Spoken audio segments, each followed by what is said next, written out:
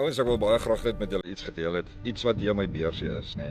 Wat ek vir die eerste keer toe ek Amerika toe gekom het, dis al my 4de jaar in Amerika. Die eerste keer toe besef ek, weet jy wat, dit is baie belangrik om jou trop lisensie in Amerika te kry. En ek het toe ek daai eerste jaar terug is huis toe in Suid-Afrika, het ek begin bid en ek het vir die Here gevra, asseblief Here, maak vir my 'n weg, maak dit vir my moontlik om my CDL te kan kry. My 2de jaar het dit nie gebeur nie, maar ek het aanhou bid. My 3de jaar het dit gebeur. Ek het nou my CDL al vir 2 jaar ouens en weet julle wat, ek wil net vir vinnig sê, wat 'n mens baie keer voor bid, kan jy nie altyd sien nie, maar dit manifesteer. Hier is hy, hier hou ek my lisensie, my CDL, my groot lorry lisensie in Amerika. Het ek voorgebid en die Here voorgevertrou, so. Ouens, God sorg. God se arm is nie te kort om vir jou te help en so.